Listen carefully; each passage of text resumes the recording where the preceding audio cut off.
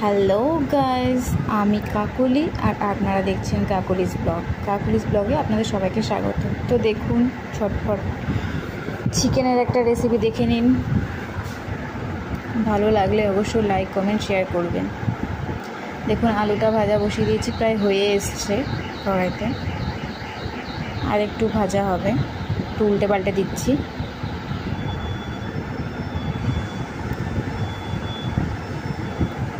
আর একবার উল্টে দিয়ে দেখে নিচ্ছি, ঢেকে ঢেকে ভাজছি যাতে তাড়াতাড়ি হয়ে যায়। এখানে পেঁয়াজ টমেটো সব কাটা রয়েছে, তেজপাতা, জিরে, গোটা জিরে আছে, শুকনো লঙ্কা আছে, হলুদ আছে, লবণ আছে। ফোড়নে দিয়ে দিলাম তেজপাতা, গোটা জিরে, শুকনো লঙ্কা। এবার একটু নাড়ি চাড়িয়ে নিলাম।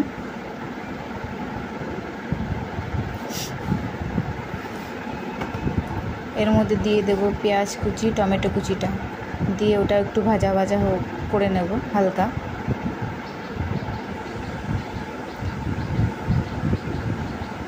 একটু লবণ দিয়ে দিলাম, একটু হলুদ দিয়ে দিলাম একটু, দিয়ে আবার একটু নেড়ে চেড়ে নেব।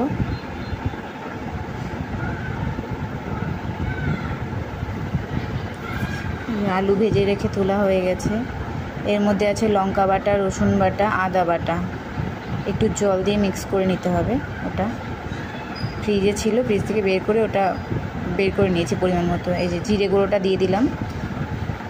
এবার এইগুলোর মধ্যে একটু জল দিয়ে মিক্স করে নেব। যে জল দিয়ে দিলাম, মিক্স করে এটা ওর মধ্যে দিয়ে দেবো, কড়াইয়ের মধ্যে দিয়ে একটু নাড়াচাড়া করে নেব। আবার দিয়ে একটু কষবো।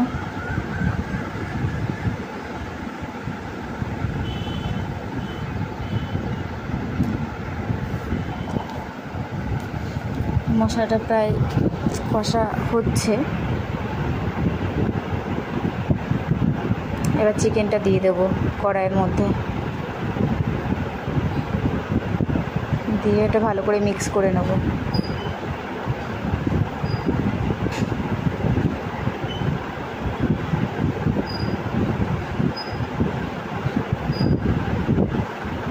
ঢাকা দিয়ে দিয়ে একটু কষে নেব এটাকে। আর একটু তুলে নিলাম, ঢাকা তুলে আর একটু নেড়ে চেড়ে দিলাম যাতে নিচ থেকে লেগে না যায়। একটু অসুবিধা হচ্ছিলো, একটু চিনি দিয়ে দিলাম, কারণ নিজে হাতে ক্যামেরা ধরে নিজেই আবার নাড়ানো, এটাতে অসুবিধা হয়। কেউ যদি ক্যামেরাটা ধরে তো বেশি ভালো হয়। প্রায় কষার দিকে হয়েই এসছে, দেখুন।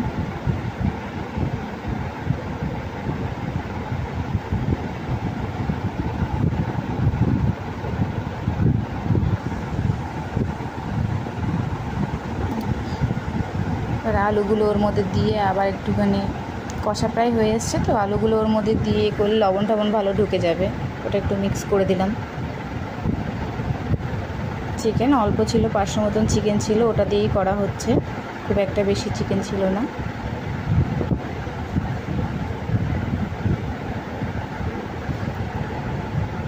মিট মশলা দিয়ে দিলাম।